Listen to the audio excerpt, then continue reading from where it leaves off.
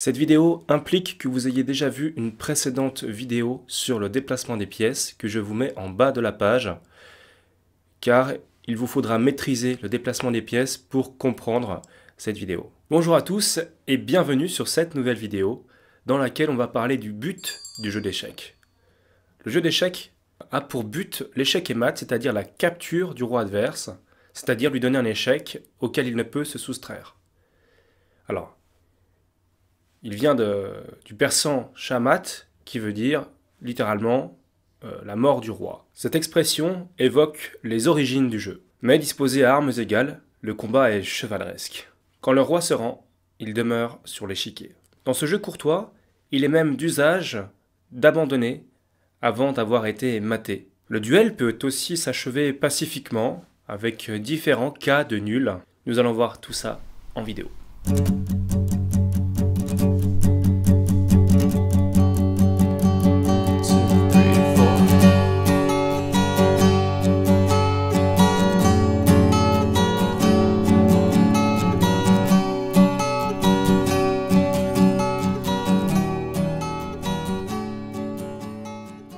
Passons maintenant à la conduite de la partie.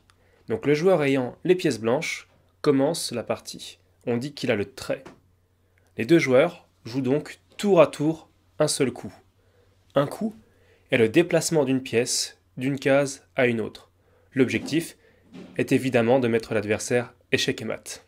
Très bien, passons maintenant à l'échec. Donc voici une position typique d'échec avec, on le voit, la tour qui peut donc prendre le roi. Donc dans cette position, il y a simplement échec et pas échec et mat, puisque le roi blanc a la possibilité de trouver des cases sur lesquelles il ne sera plus en échec, et il peut aussi prendre tout simplement la tour qui donne échec. Alors justement, ça va nous amener à un point extrêmement important, et on va voir dans quel cas la parade peut s'effectuer. Alors il y en a trois principaux. Alors, il peut être effectué par la capture de la pièce, comme on le voit en jaune avec l'action du fou qui peut venir prendre la tour. Il peut être effectué aussi par déplacement du roi, donc on voit les petites flèches vertes, mais il peut y avoir aussi un troisième type de coup que je ne vous ai pas montré, qui est l'interposition avec la venue du fou C4 en E3, qui donc parerait, au moins temporairement, l'échec. Très bien, passons maintenant à l'échec et mat. Voilà, dans cette position, les noirs sont échec et mat parce que le roi noir est en échec et qu'il ne dispose d'aucune case pour s'échapper. Tous les coups du roi noir possibles ne permettent pas d'empêcher le fait qu'il soit encore en échec, et donc du coup aucun déplacement ne lui permet de sortir de l'échec. Une autre possibilité aurait pu être d'interposer une pièce. Or là on voit que aucune de ces deux pièces ne peut s'interposer sur l'échec de la tour H3. De même, aucune de ces deux pièces ne peut capturer la tour qui donne échec. Par conséquent, il s'agit bel et bien d'un échec et mat. Passons maintenant aux différents cas de nullité. C'est un pat, puisque c'est de la même façon que l'échec et mat, le roi noir n'a aucune case de jeu sur laquelle il ne serait pas échec. Aucune pièce noire ne peut capturer la dame blanche. Et aucune pièce ne peut s'interposer. Cela dit, la différence entre le mat et le pat que l'on voit actuellement, c'est que la dame blanche ne donne pas échec. Elle retire simplement toutes les cases de jeu du roi noir. Donc en fait, comme il n'y a pas d'autre pièce sur l'échiquier, comme le roi noir ne peut pas jouer un coup qui ne le mettrait pas en échec, eh bien la partie est pat, et donc elle est considérée comme partie nulle, partie égale. On va pouvoir citer les différents cas de nul, de nullité. Donc une partie peut être déclarée nulle, c'est-à-dire qu'il n'y a pas de vainqueur, hein, tous les deux gagnent la moitié des points. Donc par le pat, comme on le voit actuellement, lorsqu'il n'y a plus assez de matériel pour mater, par exemple si on se retrouvait avec un roi contre un roi, effectivement on ne peut pas mater, manque de matériel, ça serait égal. De la même manière, si on mettait simplement une pièce mineure, il n'y aurait pas de mat possible non plus. Il peut y avoir aussi, vous allez voir quelque chose d'intéressant, l'échec perpétuel. Dans cette position, par exemple, les blancs ne peuvent rien espérer parce qu'il y a des menaces de mat multiples. Dame ici, encore tour ici. Donc il y a des menaces de mat multiples sur ces deux colonnes A et B. Les blancs ne peuvent pas parer toutes les menaces. Donc on pourrait se dire qu'ils sont perdus. Seulement les blancs disposent d'une petite ressource qui va leur permettre de faire partie nulle. Et cette ressource, c'est l'échec perpétuel. Avec dame échec, roi ici, dame échec, etc. Et donc on atterrit finalement sur un autre cas de nullité qui est la troisième répétition de la position. Lorsque la position sur l'échiquier est la même, exactement, avec le même trait, pour la troisième fois, alors la partie est déclarée nulle. Et enfin, un autre cas de nullité, un autre cas de nul, est par convention mutuelle, donc lorsque deux joueurs sont d'accord pour faire nul. Cependant, maintenant dans les tournois, cette notion-là est de plus en plus réglementée et parfois les joueurs n'ont pas le droit de proposer nul avant tel nombre de coups joués dans la partie. Donc on a vu maintenant tous les cas de nul. Nous allons voir la protection du roi. Et notamment l'utilité de ce qu'on appelle le roc aux échecs. Alors avant tout, il convient de remontrer ce qu'est le roc aux échecs. Donc je vais vous mettre une position dans laquelle les rocs sont possibles des deux côtés. Le petit roc, c'est l'action d'amener le roi blanc ou noir sur la colonne G.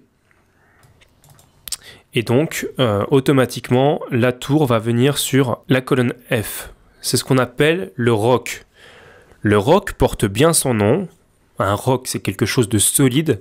C'est quelque chose qui est difficilement attaquable. Et donc, c'est pour ça que ce coup a été inventé aux échecs. C'est pour permettre de mettre le roi à l'abri. C'est d'ailleurs le seul coup qui permet de déplacer deux pièces simultanément. Alors pour effectuer le roc, il faut que aucune des cases entre la position initiale du roi et la position après que le roc ait été effectué ne soit contrôlée par une pièce adverse.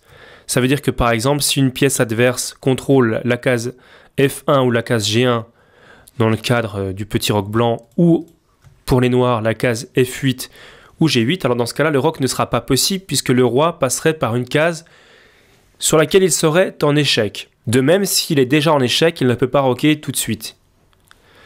Et enfin, s'il veut roquer, il faut que le roi n'ait pas déjà bougé et que la tour du côté sur lequel il veut roquer n'ait pas bougé non plus, de toute la partie. Voilà, donc on va faire un petit roc blanc et on va faire un grand roc noir. Voilà. Donc c'est bien, ça nous permet de montrer la position entre un petit roc blanc et un grand roc noir. Donc c'est ce qu'on appelle des rocs opposés. C'est important de bien voir la structure après le roc de chaque côté. On va faire l'inverse. On va procéder maintenant au grand roc blanc et au petit roc noir. Trait au noir, les noirs peuvent effectuer le grand roc, puisque aucune de ces deux cases-là n'est contrôlée par une pièce blanche. La tour n'a vraisemblablement pas bougé et le roi non plus.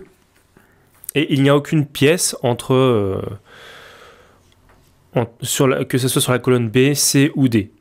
Entre les deux pièces qui vont roquer, donc la tour et le roi. Par conséquent, le grand roc, vous le voyez, est possible. A l'inverse, si l'on mettait le trait au blanc, les blancs ne pourraient pas effectuer le roc pour la simple et bonne raison que le fou contrôle une des cases sur lesquelles le roi doit se rendre pour effectuer le petit roc. Et pour finir, nous allons voir la notation des coups aux échecs. Je vais faire une nouvelle partie. Et dans cette partie, nous allons voir à droite l'échiquier avec les coups que je vais effectuer et à gauche la notation de chacun de ces coups. Alors, je commence par jouer le coup de poussée du pion E2, E4 qui se note donc, vous le voyez, par 1, E4. Donc le petit 1 devant correspond au numéro du coup. Actuellement, c'est le premier coup. Et ce numéro va être incrémenté à chaque fois que les blancs joueront un coup. D'accord, donc on va continuer. E4, si je pousse le pion noir de E7 en E5, alors ça sera E5. Pour les pions, on ne note pas P devant. On laisse simplement la case finale qui suffit à donner le coup en question. En revanche, pour les pièces, on nomme la pièce par son initiale. Cavalier F3 va se noter C majuscule, l'initiale de la pièce est toujours en majuscule, puis la case de destination.